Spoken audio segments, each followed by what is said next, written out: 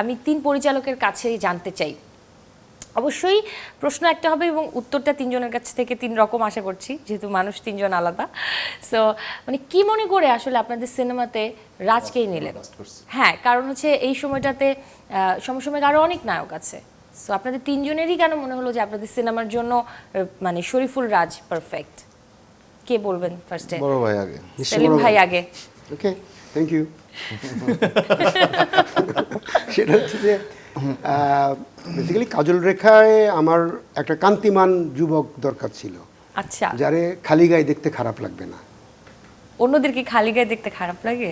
অন্যদের তো আমি জানি না, ও, আমি আচ্ছা। বলছি যাকে দেখলে খারাপ লাগবে না। ও তো দেন এর আগে রাজ আমার সাথে যেহেতু গুনিনে করেছে, আচ্ছা, তখন আমি দেখেছি ও কান্তিমান আছে আর কি। কান্তিমান তো বুঝো, মানে কান্তিমান বলতে সুঠাম সুঠা মানে সিক্স প্যাক না, না, মানে কিন্তু পূবদেশীয় বিষয়টা বুঝতে পুরুষ পারছি। সৌন্দর্য, তাই না? পূবদেশীয় পুরুষ সৌন্দর্য, মেদহীন সুঠাম। হ্যাঁ। তো দেন ও ওইটা আছে। আর আগের বারের এক্সপেরিয়েন্সে যে ও অ্যাক্টর হিসেবে আমি বলবো খুবই ভার্সেটাইল। মানে ও যখন সেটে অভিনয় করে তখন মনে হয় যে হচ্ছে না, কিন্তু আমরা যখন চূড়ান্ত বিচারে ওইটা এডিট করি তখন ও কোথাও কোনো কিছু মিস করে না, এক সুতায় গাঁথা থাকে। আচ্ছা, এটা ওর একটা ক্যারেক্টার নিজে ধারণ করে পুরো সময় জুড়ে সেই চরিত্র থেকে ছবিটা শেষ করার ক্যাপাবিলিটি ওর মধ্যে আমি গুণিনেই দেখেছি।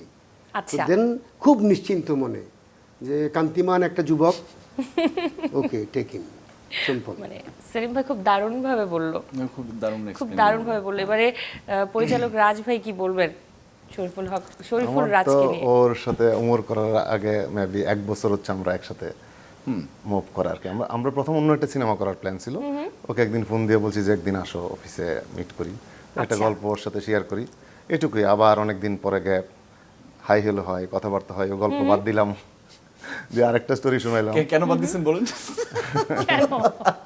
সেটা এখানে না বলি, সেটা না, একটু করবো শুনতে চাই। আমরা বলতে পরে। পারেন, কিন্তু ওটা অনেক রোমান্টিক সিনেমা ছিল তো, লাইক না এটা না, প্রথমটা যেটা পরেরটা একটা রোমান্টিক সিনেমা ছিল, সেই গল্পটা আসলে মানে ওইটা করতে চাইছিলাম আর কি সিরিয়াসলি। পরে দেখলাম যে এটা না করি এই মুহূর্তে। ওর হঠাৎ করে এই গল্পটা মাথায় আসার পরে আমরা প্ল্যান করি যে এই গল্পটা করব।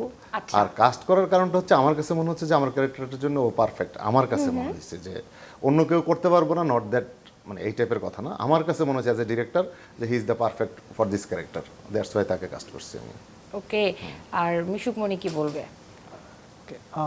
আমি বেসিক্যালি আসলে আমার গল্পের প্রয়োজনে লিখি, আমি লেখক নই, কিন্তু আমার নিজে শ্যুট করার প্রয়োজনে নিজেকে স্ক্রিপ্টটা লিখতে হয়। সো আমার লেখার প্র্যাকটিসটা হচ্ছে আমি যখন কোনো গল্প ভাবি তখন সেখানে ক্যারেক্টারের আসলে বিজনেসটা ভাবি, সেই ক্যারেক্টারের হাঁটা চলাফেরা কথা বলা সব কিছু আসলে মানে নিজে ভাবতে শুরু করি। সেটার সঙ্গে রিয়েলিটিতে কোনো অ্যাক্টরকে আমি ভাবতে চাই যে আসলে আমার এই ক্যারেক্টার সঙ্গে এই অ্যাক্টর মানে ব্লেন্ড করতে পারে কিনা।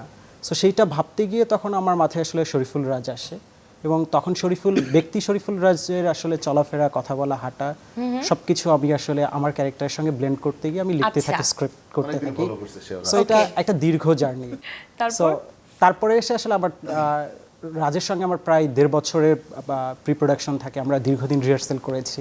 আচ্ছা, সো শুটে যাওয়ার আগে, এবং আমার সিনেমাতে যখন রাজ সাইন করে তখন আসলে পরাণ বা দামাল অন্য সিনেমাগুলো রিলিজ হয়নি।